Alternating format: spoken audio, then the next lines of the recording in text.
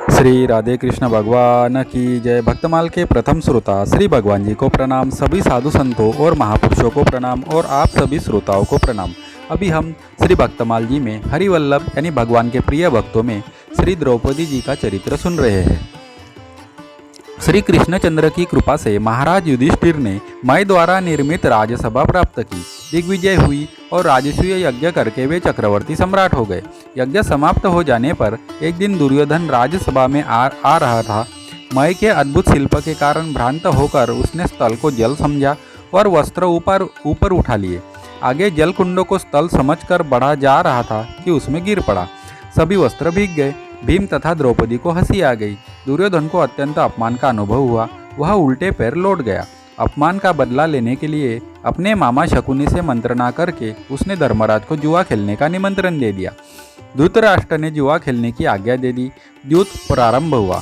शकुनी पासे फेंक रहा था। कपटपूर्ण पासों के जाल में धर्मराज हारते गए। धन, गौए, राज्य, कोष सभी हारने पर जुए के उन्माद में अगली बाजी जीतने की आशा में वे अपने एक एक भाइयों को लगाते गए दांव पर।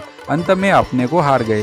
कर्ण, दुर्योधन आदि ने प्रोत्साहित किया और द्रौपदी दांव पर लगी। बाजी तो हारनी ही थी। दुर्योधन ने दूत को आदेश दिया, जा और द्रौपदी को यहाँ पकड़ ला, अब वह हमारी दासी है। द्रौपदी रजस्वला थी। यह सुनकर तो उनके दुख का पार नहीं रहा। दूत उन्हें न ला सका तो दुशासन बड़े भाई के आदेश से गया। भागकर गांधारी के यहाँ जाने पर भी वह दुष्ट उनके राजसूय यज्ञ के अवभूत स्नान से पवित्र केशों को पकड़कर घसीटता हुआ राजसभा में ले आया।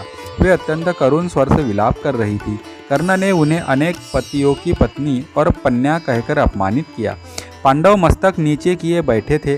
द्रौपदी की पुकार और धिक्कार उनके कान सुनने में असमर्थ से थे। धर्मराज ने पहले अपने को दांव पर हारा या मुझे? पहले अपने को दांव पर हार जाने के पश्चात मुझे दांव पर लगाने का उन्हें क्या अधिकार रह गया था? बड़े करुण स्वरों में द्रौपदी ने सबसे प्रार्थना की। भीष्म, द्रोण, कृप आदि सबने मस्तक झुका लिया था। दुर्योधन द्वारा अपमानित होने के भय से सब मौन हो रहे थे।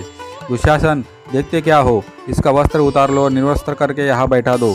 दुर्योधन ने अपनी वाम जंघा वस्त्रहीन करके दिखाई। कर्ण ने स्वयंवर सभा के अपमान का स्मरण करते हुए व्यंग करके दुर्योधन का समर्थन किया। दुशासन ने साड़ी का आंचल पकड़ लिया। अब क्या हो, अबला की लज्जा क्या इस प्रकार नष्ट हो जाएगी? द्रौपदी ने कातर होकर चारों ओर देखा। सबके मस्तक नीचे झुके थे।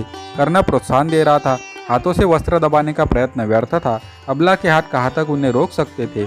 10 सहस्त्र हाथियों के बल वाला दुशासन साड़ी को खींचने लगा। द्रौपदी ने नेत्र बंद कर लिए। उनसे अश्रुवृष्टि हो रही थी। दोनों हाथ ऊपर उठाकर उन्होंने पुकारा, हे कृष्ण, हे द्वारकानाथ, हे करुणा वरुणालय, दौड़ो।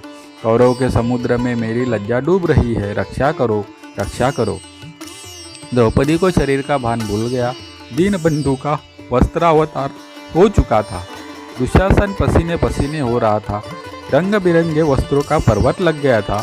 उस 10 हाथ की साड़ी का और छोर नहीं था। सब एकटक आश्चर्य से देख रहे थे। महाराज, बहुत हो गया, शीघ्र द्रौपदी को संतुष्ट कीजिए, नहीं तो श्री कृष्ण के चक्र के प्रकट होकर आपके पुत्रों को गांठ डालने में अधिक विलंब नहीं जान पड़ता। विदुर ने अंधे राजा धृतराष्ट्र को पूरा वर्णन सुनाया। धृतराष्ट्र कांप गए। उन्होंने प्रेम से द्रौपदी को समीप बुलाया।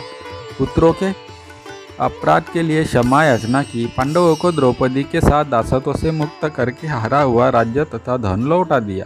जो हार जाए वह भाइयों तथा स्त्री के साथ 12 वर्ष वन में रहे। वनवास के अंतिम वर्ष में वह गुप्त रहे। यदि उसका पता लग जाए तो पुनः 12 वर्ष वन में रहे। दुर्योधन ने पिता की उदारता से दुखी होकर किसी प्रकार केवल एक बाजी और खेलने की आज्ञा प्राप्त की। युधिष्ठिर इस नियम पर पुनः द्यूत में हार गए। माता कुंती को विदुर जी के घर छोड़कर वे द्रौपदी के साथ वन में चले गए। दुखी उदास पांडवों के साथ प्रजा के बहुत से लोग साथ चले। वे तो किसी प्रकार लौटा दिए गए, किंतु कुछ ब्राह्मण 11 वर्ष तक उनके साथ वन में रहे।